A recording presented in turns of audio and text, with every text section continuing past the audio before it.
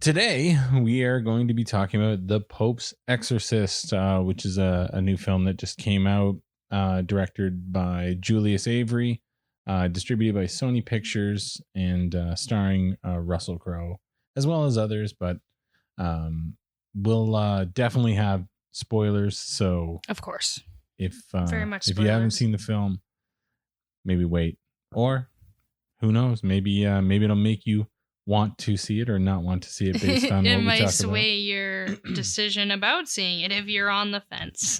So anyway, so the new film that just came out, it says Father Gabriel Amorth. I think so. It's Amorth. So yeah, Gabriel Amorth. Anyway, chief executive or chief exorcist to the Vatican. Battles Satan and innocent possessing demons. A detailed portrait of a priest who performed more than 100,000 exorcisms in his lifetime. So anyway, yeah. I love possession movies. Big fan. Every movie forever will be compared to The Exorcist. Yeah. There's no way around it, and it's very hard. And I get why people are still doing them. Obviously, you can't just be like, okay, that one's the greatest of all time. We can never touch it again. Yeah. Because that's not true. Like The Conjuring came out and did a really great job. Yeah, that's what I was going to say. Sort of possession, but not having it feel like the same damn thing. Yeah, it's not the exact same rigmarole, but it's slightly different, but it's still like done flawlessly like the original. For sure. Okay, so this one starts, and I thought it started really strong. It did, very strongly. Very abruptly. It's just like this just throws you into things, you know. But anyway, so we've got a person that may or may not be possessed, and so essentially, Russell Crowe's character talks the demon into jumping into a pig. Yes.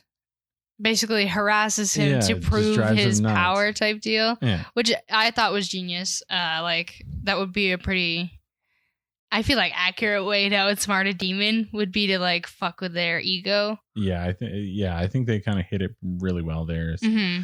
Like I wasn't sure what they were gonna go with, whether they were gonna show the first one not be a real possession. Mm-hmm. I thought they were gonna like debunk it or whatever, but yeah, anyway, he jumps into the pig and they make bacon out of that son of a bitch. Yeah, poor. I was not expecting that right away.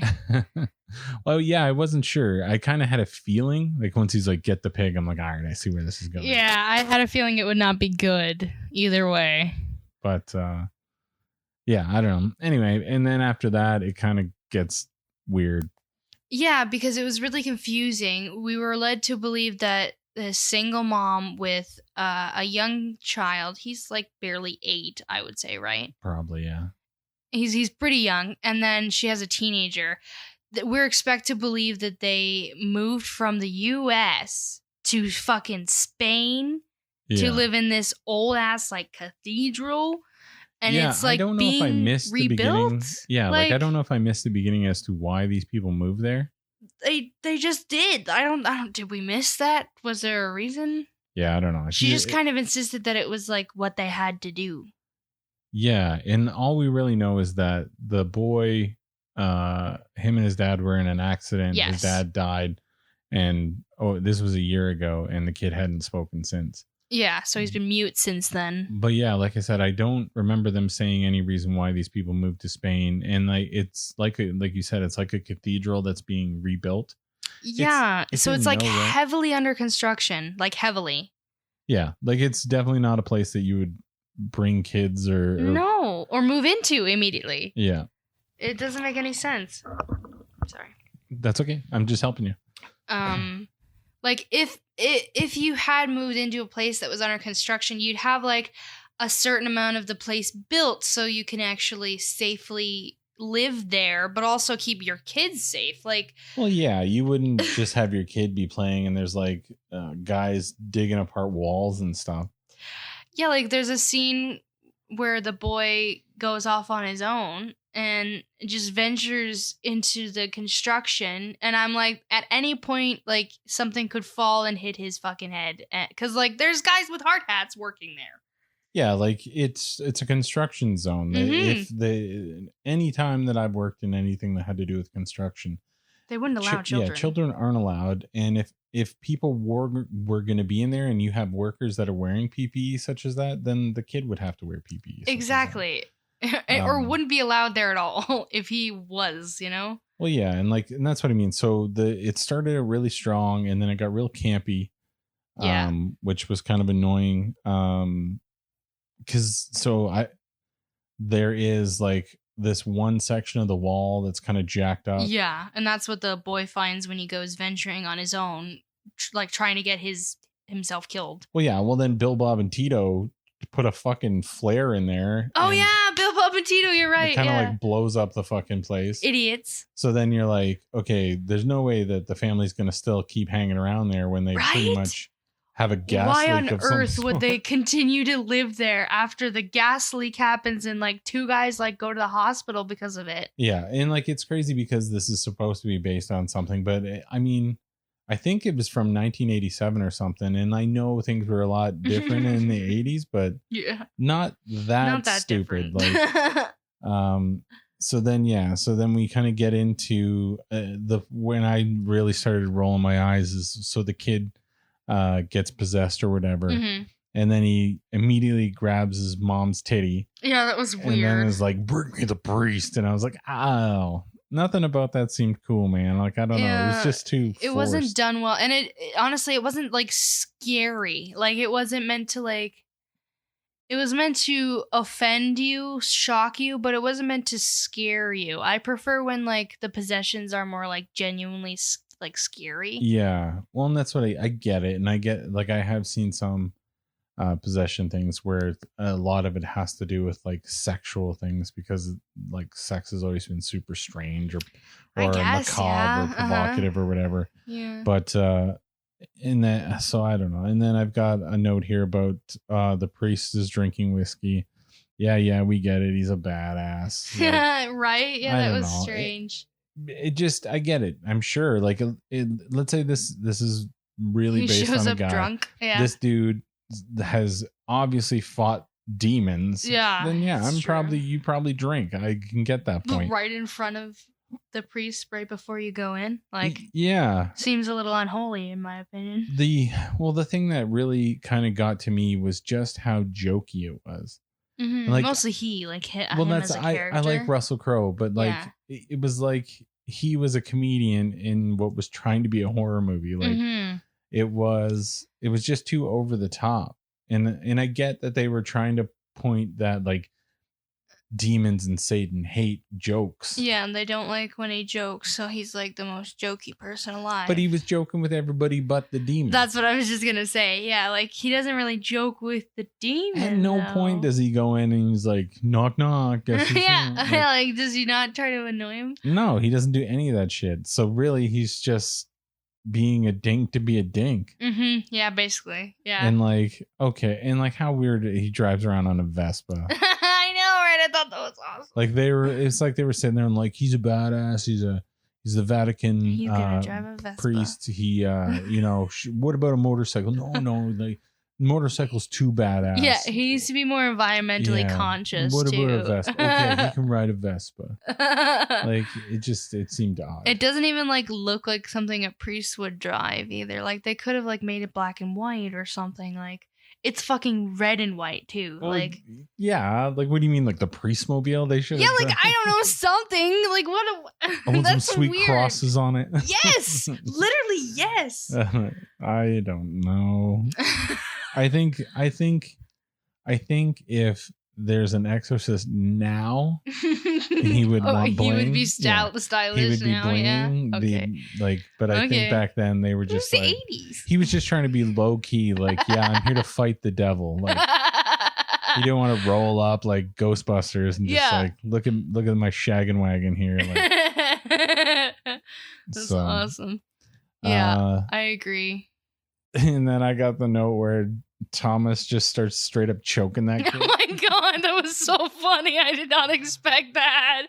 Like, he literally warned him before he got in there. It's gonna use your fears or your guilts or whatever, like your sins against you. Don't listen to him. Don't interact with him. And then he does both of those things and then attacks him. And he's like, Thomas, just ignore it. Just ignore it. And he's like, shut up. Just shut up. And I'm like, oh man, Thomas is losing it. And then he straight up grabs him like Homer Simpson and Bart Simpson. He's just like, I'm like, oh my god, Thomas is gonna choke this little kid out. It was so funny, man. It was so crazy. But that's what I mean. There were some parts that I really liked, but not for what they should have been. Like they were not scary. It's because they were funny, like a comedy. Yeah, because like that. So some of my problem with it. Okay, overall, let's drop. Like I'm kind of picking it apart already. Mm-hmm. Overall, what's your vibe? Like, so here's what I think. Here's how I do movie reviews or whatever. Okay. Would I watch it again? Yeah. No, I probably wouldn't. That makes sense. I wouldn't either. No. Then I start taking a look, and I try not to compare it to other movies of the genre, but how can you not? Mm-hmm. I've seen a lot of things done way better than that. Mm-hmm. But there were some points. And so the last part that I kind of round off with is, do I think people should go try it for themselves? Mm-hmm. And always I think people should try things for themselves. Yeah, to get their own opinion on things. Go into it understanding like the trailer makes it look like it's going to be evil, like scary, really scary. Yeah. It's not very scary. No, not at all. Like it's got some good parts in it. But for the most part, it is campy, it is jokey, it's cringy even at moments. Cringe. Yeah, super cringe. But yeah, so then my next note is the kid just looks too evil. The kid does look like he's overacting. Yeah, like that kid was chewing the scenery pretty hard. And what I didn't understand is I get that like the demons are supposed to have the deep voice, but like they couldn't make the kid do it. It's over. Like they put the audio over his talking or whatever, and it does not look good. A lot of scenes don't look good. That's what I've got here. The voice was too perfect. It was. You could tell it was an overdub. Yeah, like we all understand that it has to be an overdub. You want the kid to sound. Yeah, different. I get it. But like, and again, you start to fall back to other films where you're like, they just did a better version of that. Yes, they did. They did. Don't get me wrong, the kid did a great job, but at the end of the day, like, yeah, he was like overselling it. He looked way too evil all the time. Yeah, for the context, especially because like, okay, the kid sits in bed. I hit the mic, sorry. That's okay. The kid sits in bed for a good chunk of the movie doing absolutely nothing. Right. And it does not make any sense to me because he's not tied up. He's not restricted to that bed. Why is the demon just sitting there letting that kid just sit there? Like he's not doing anything. Yeah, like, the demon's not going and fucking shit around, destroying anything. Yeah, no, I'm with you because in most movies where they have a character that is stuck to a bed, usually it's because they're strapped in there. And eventually they do tie him down, but he can even get out of it really easily. Yeah, it was pretty pointless. Didn't make sense. That's what I mean. It's different if they would have had like some movies from the possession era will have like the Conjuring movies are a really good kind of example where they have the kid who is possessed, but then there's also what that spirit actually looks like. Exactly. Yeah. Like whether it'll be Valak or like the nun or anything like that, kind of running amok. And then you're like, okay, well then pure evil fucks around and then goes back into the kid or whatever. Like this whole time you're like the one girl's hearing knocks, the other one's feeling like her husband's embracing her. Oh yeah, and then she gets like sucked into the meanwhile mattress. This kid is still just chilling up in the bed. Exactly. It doesn't make any fucking sense. It's like the demon is causing issues, but not being involved. Yeah. Like he's that powerful that he can lay in the bed and just vibe and mess with the entire house. I'm gonna take 9. The rest of you guys go deal this shit. Like that. Yeah. And that's what I mean. That's why there's parts of it I'm just like, okay, I get it. And like, a lot of it's shit you've seen before. A woman sinking into a bed. I've seen that a million times. Yeah, like that's so overdone. I was really like, with that scene. The scene where she gets like trapped into the closet is also very like we've seen people get chased and trapped into a fucking closet before, you know? And to me, it was just a little over the top where like when you have a film like that, I think you need to realize that less is more. They were pushing it too hard, but not even in good ways. No, like, just like to use CGI, just to ways, kind of throw people around and it's not a fucking. We're not looking at a Marvel movie. Like, calm down. Like, I just like you said with when she's kind of trapped in the closet. Like, if they had done a lot less with that, it would have been a lot more scary. I agree. But that's why I almost don't look at this as like a horror movie as much as it is kind just of a movie. like more like a thriller action sort of movie because there's not enough scares. Exactly. It wasn't really scary like at all for the most part. The scariest part was when he threw the skull at the other priest. He just had a dead man's hand in his like how long? Like he carried that for like 5 minutes before he threw a skull at the dude.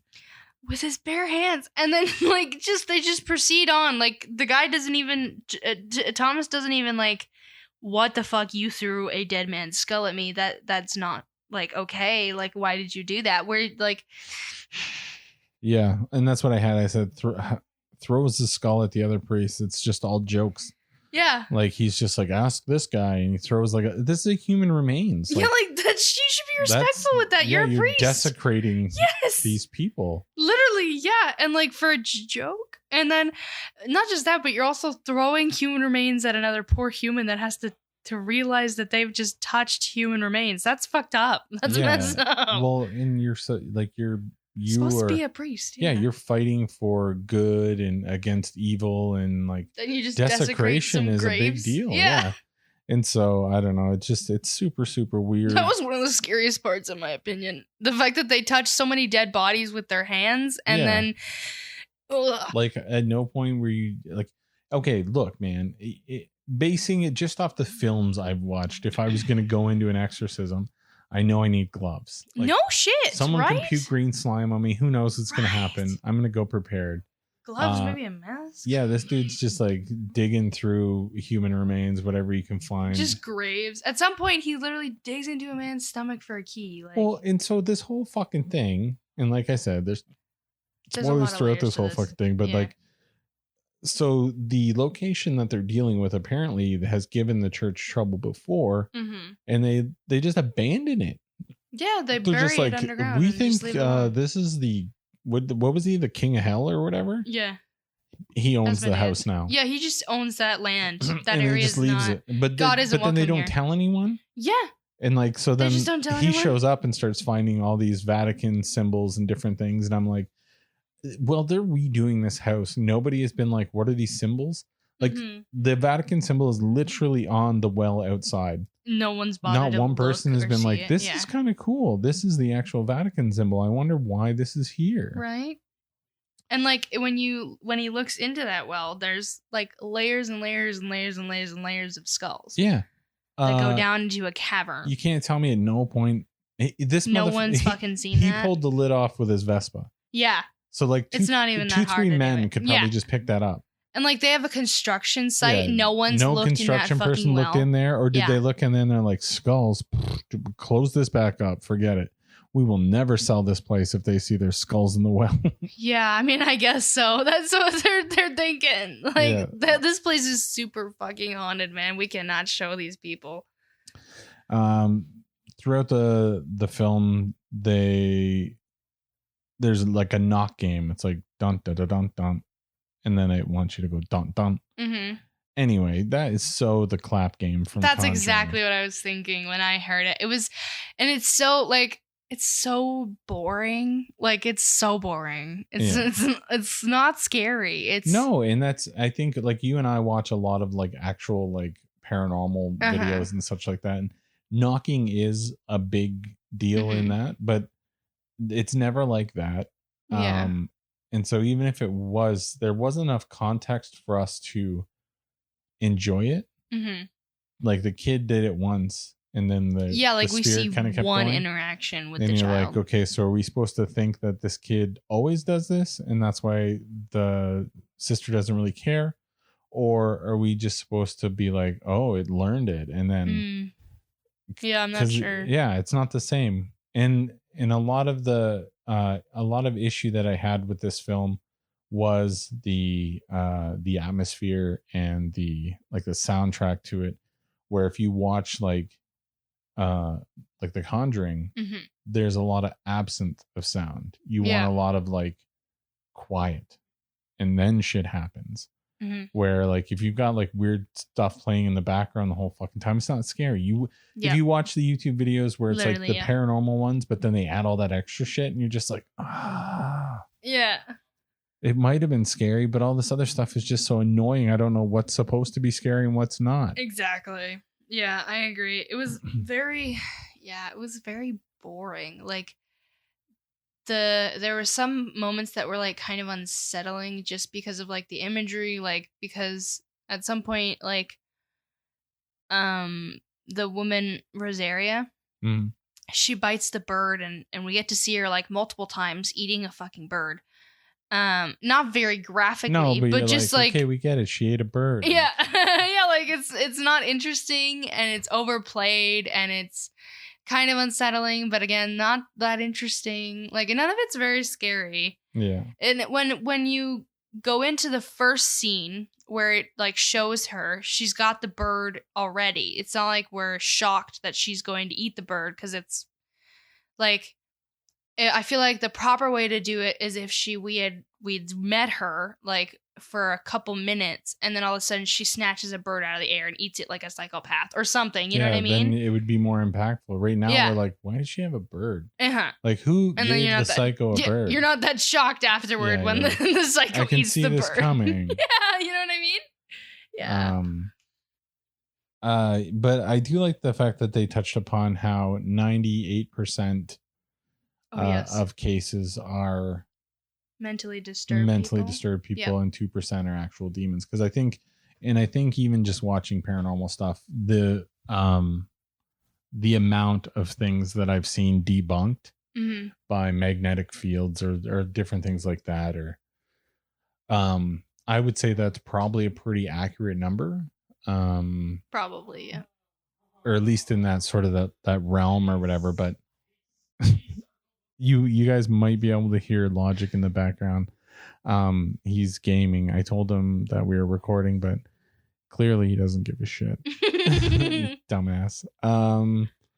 Oh yeah, so almost every possession movie has them go and they get like CAT scans and that sort of thing. Yes, of course. And so then there's like a brief moment where the guy's like, you could probably give him the sedative if you want. Oh yeah, the sedative. And then but you never need to give him the sedative, because all he does is sit in bed and do nothing. Like, well, yeah. Plus, like, I don't think it would be a needle sedative. No, like, it's a pill sedative, so you'd have to force the demon to take it. Like, well, normally yes, but this chick's got a needle, and that's when it goes. Oh yeah, you're right. When does she get that needle and shit? She goes and gets it when she wakes up and notices. No. I mean, like, the vial. How does she have the liquid sedative? Like, where does she get that? Exactly. That's my point. Is that what he supposedly gave her in the 80s? Did they just give vials? No, because when he handed her it was a package of pills. It was a square box. It was a package. I'm pretty sure she was given pills, so it doesn't make sense. I don't know. Even if she wasn't, if she was given that, I don't believe that they would give that. And then like, is that supposed to be the dose? One full syringe? Because she just straight up shoves that in the kid's neck. Syringe, yeah, and then knocks him out. But not for long. Yeah, not for long. So like, I don't know, and that's what I mean. It's weird because I've seen that in films where you stab somebody with a thing and they go to sleep, but usually they go to sleep for a while. This guy like had like a 5-minute cat nap and he was ready to rock. And then ready to rock. And then so then all of a sudden Amy starts to Spider-Man across the oh my god, yeah, the thing. Amy's possession is kind of weird. So like there's this weird, when she stabs her kid with the needle, actually Amy does it technically, she wakes up from her nap, the mom. I don't know if does the mom have a name?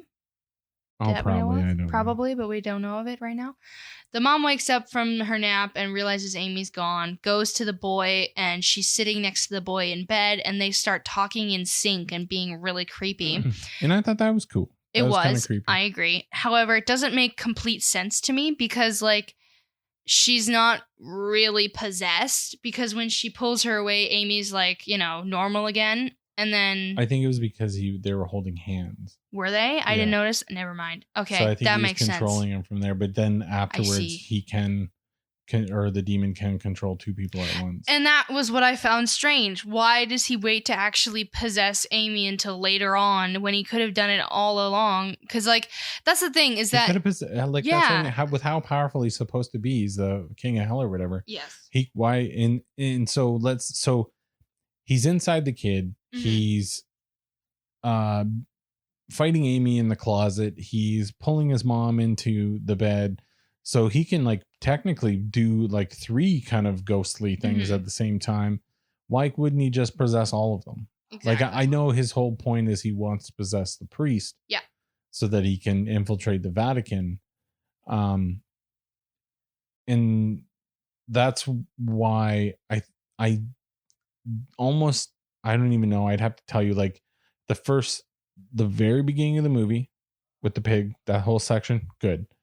Campy as shit all the way up until we start to see him.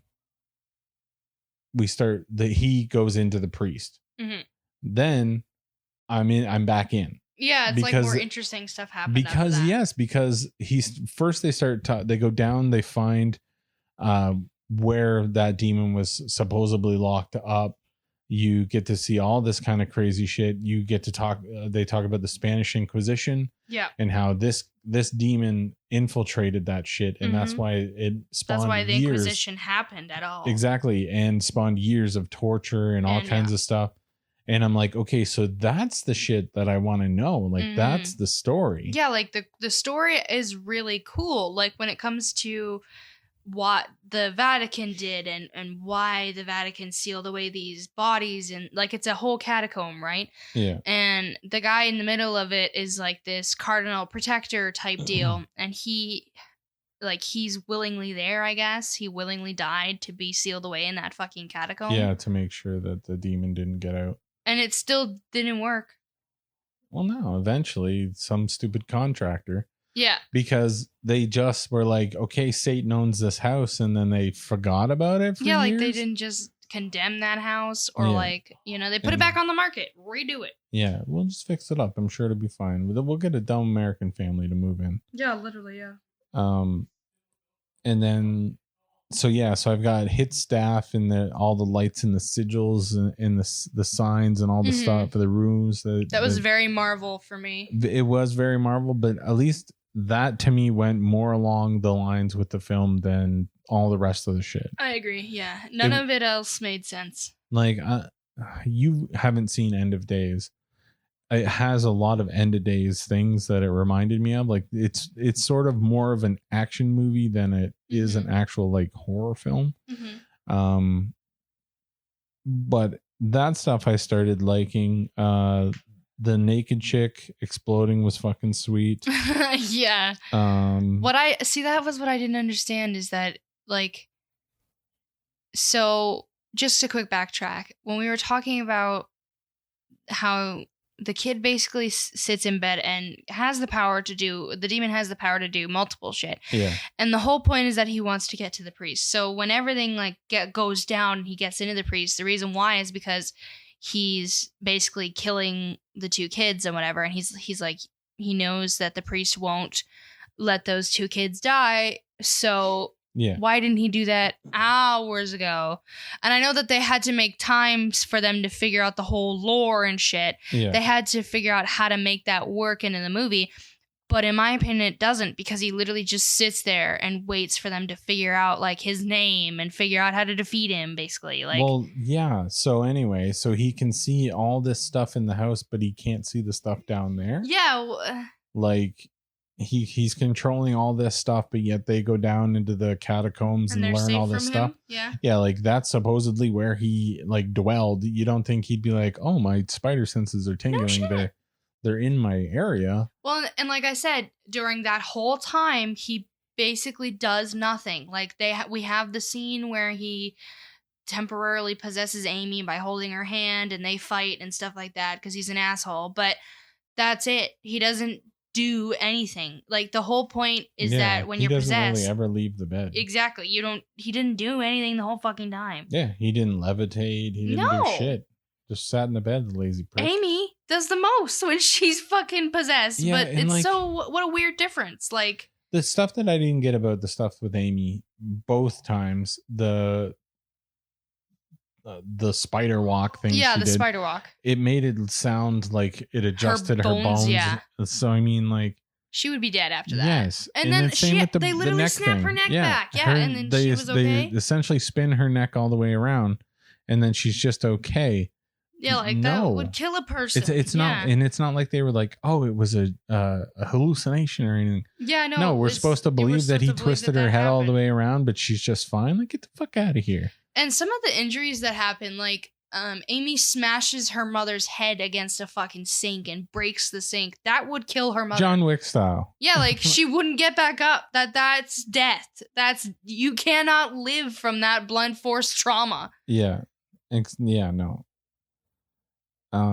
There is quite a few scenes in the movie that look bad too when they're being thrown against stuff and like they hit things, like hit the wall. They don't look realistic and don't look like they have enough oomph. Some of them look very, very fake, you know? Yeah, that's what I was just gonna take a look to see kind of what the budget was for that. I am interested, yeah.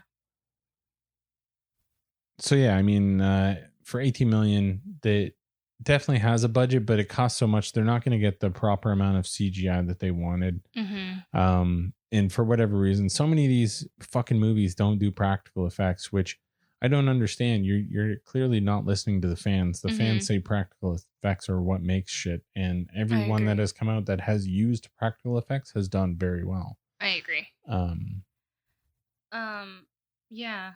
There was quite a few scenes that probably would have looked way better if the effects were better.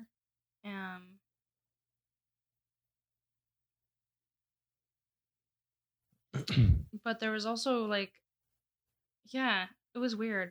Yeah. So like the possessions were different within everybody. So like the boy pretty much does very little, sits in his bed, pretty much just rots.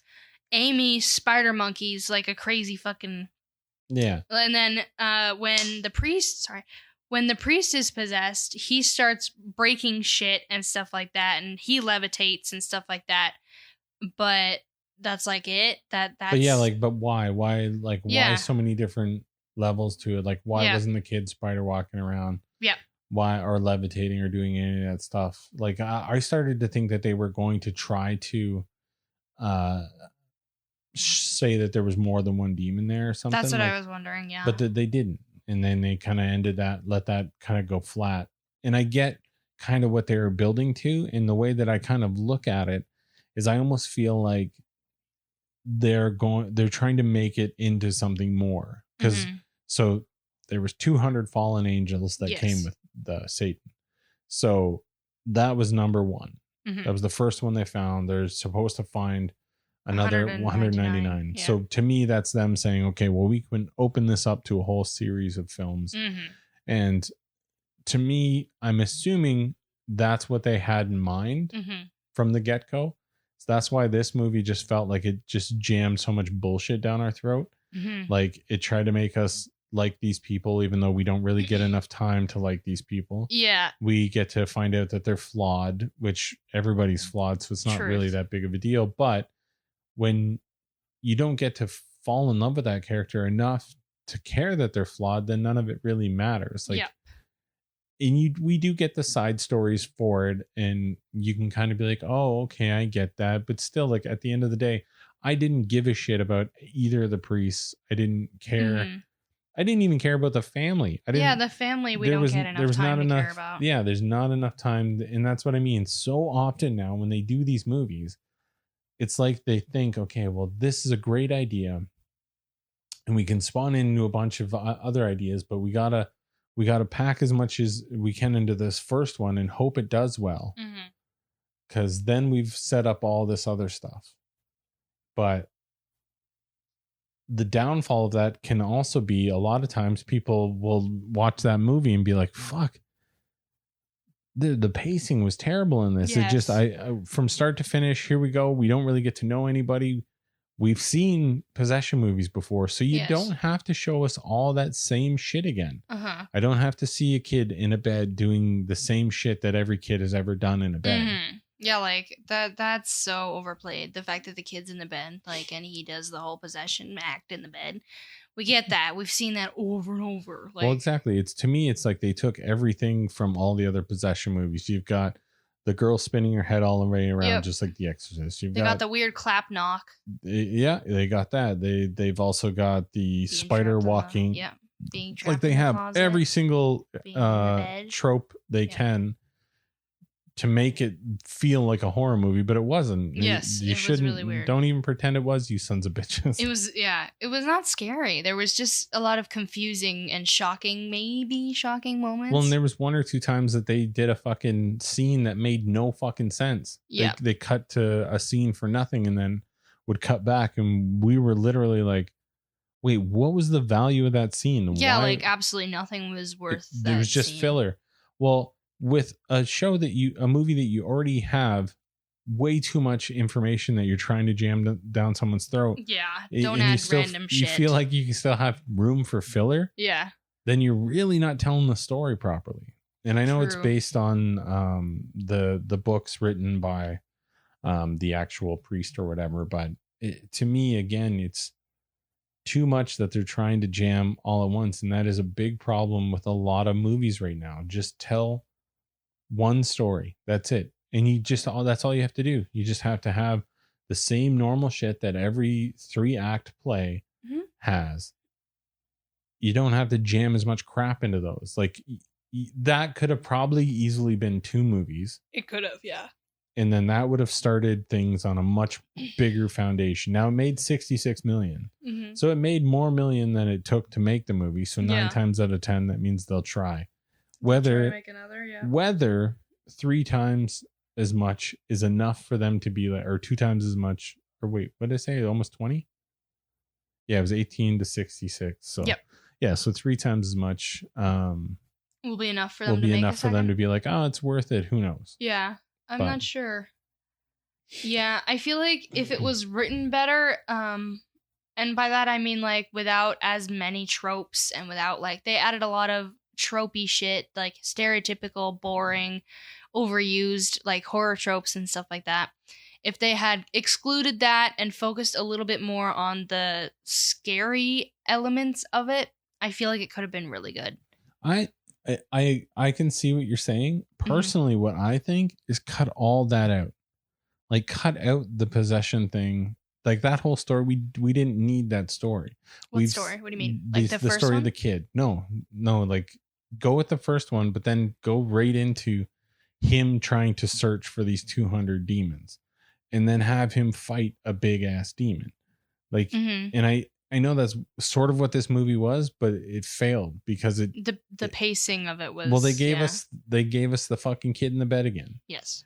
That's fine. I get that they're all going to need to be somewhat similar to that, but we're talking next level demons. Like these are the demons. This isn't just like a regular ass possession. Exactly. These are the fucking and that's why it doesn't make sense to me why the kid was stuck in the fucking bed the whole time. Yeah, like he should have been like doing some fucking like Sith Lord shit and gymnastics and stuff, right? But yeah, to me, they just threw all that crap in because they're like, oh, it's a possession movie. This kind of crap is always in possession movies. Throw it in there.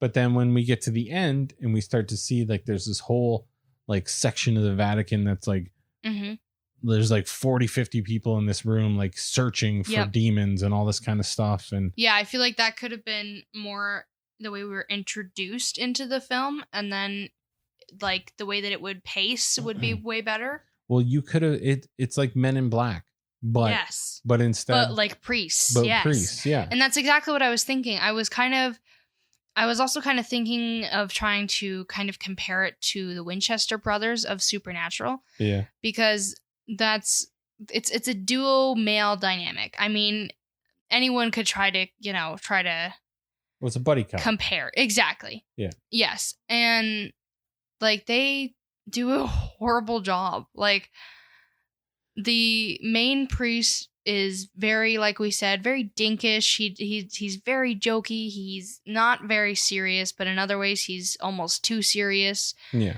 And then the other priest is kind of like a little bitch boy, and then he also strangles a child in anger. Like Yeah. he's really really strange. He seems like super normal and timid, but then he chokes that kid, and you're like, there's some darkness in this man. But yeah, and then he kind of becomes a badass in the end, and that's what I mean.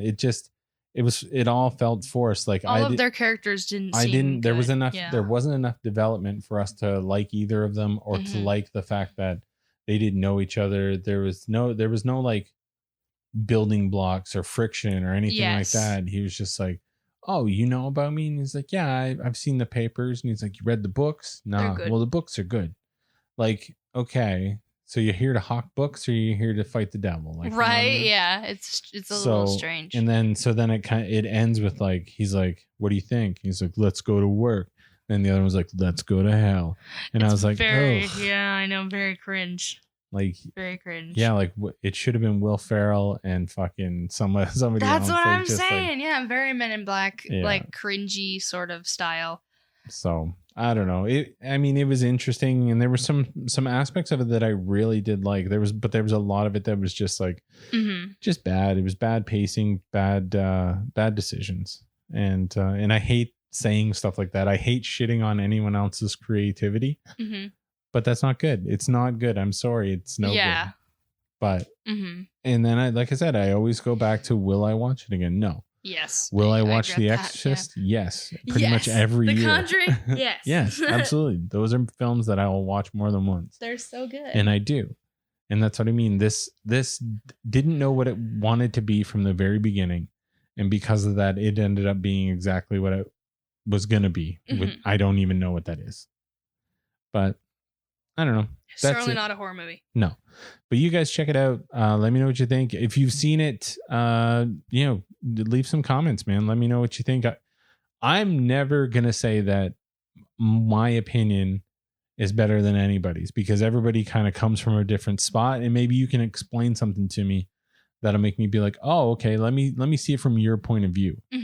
Yeah. But from my point of view, I've seen a lot of horror film. I love everything to do with the genre. To me, we're just getting real lazy lately. Yes, very lazy. I'm wondering if we should see. Have you ever seen the Smile movie? Smile? Yeah, I did. I saw that. Was it good? No. I figured not. I had a feeling. Because people said it was great. I had a feeling it was bad. And it all depends. Okay, so we were only going to talk about one film, but I'm going to throw a couple of things out here. So a couple of weeks ago, I watched Smile. A couple of weeks ago, I also watched Barbarian. Both I think should have been good. Both were not. Oof. Barbarian had the chance to be really good, and then it went really fucking weird. And then same with Smile. Smile had some interesting aspects, but again, it falls flat. Yeah. And they both ended up having to do something with a giant lady, and that's it. And in neither case did I expect that to happen, let alone two films back to back I watch has something to do with a giant lady in it. Interesting. And that's, I'll leave it there. If you guys have seen it, reach out, let me know. I'm not going to say any more, just in case we might revisit it. Because I'm sure a lot of people did like both of those films. And there is, my biggest problem with a lot of movies now is there are snippets that are brilliant. Yes. And that is what they should have done, but they never do. I don't know why. Same with actually the show that we were going to originally come back on was the Winnie the Pooh Blood and Honey. Oh my god! Yeah, but so fucking bad. We still may go back and trash that another day. But that was another one that had glimpses at the very beginning really that could have been really great, then they just shit all over the rest of it. Just my opinion, man. But I don't know. If they want, if these folks want to find more of Dreamer online, where can they go and find you? Artistic Dreamer on Instagram, and I think on Twitter the same. Yeah, I think on Twitter it's all one word. I think on Instagram you have underscore somewhere in there. Perhaps I do. Either way, it's all in the show notes, so you can click on there. If you're listening on, I don't know, whatever podcatching device you're listening on, feel free to give us a review. And if it comes to me, I'll definitely read it. iTunes I get. The other ones I don't always get. But yeah, check it out. And we're going to try to start doing this a little bit more regularly. And if there's a movie that you're like, man, you guys really need to check this out. And it doesn't have to be new. It can be old. It can be whatever. Well, actually might be preferred considering all the new movies are kind of shit. True. And that's what I mean. We'll try to do some new stuff. But there's a lot of old stuff that I want to show Dreamer. That I really love. We may or may not have Logic on. He seems like he wants to be involved until I ask him, and then he doesn't. So that's how he is with everything. There's a good chance no. There is a lot of new things that are coming down the pipe that as of right now, I don't think that I can really comment on it because I don't know. I actually don't know what I'm able to say. I don't know when you're going to get this. That's the other side of it. So there's been a big transition right now with our hosting and where we're going to end up. So there's going to be a whole new website and a whole new company that we're working with. And either it'll be out when this comes out, or maybe you'll get this early. So for now, I'm not going to say anything, but a lot of stuff coming. New stuff is coming. A lot of new stuff. If you want to check anything I do out, you can either search Canadian Trash Gaming or Feariness on everything, and you'll find me. But until next week, run along, kiddies.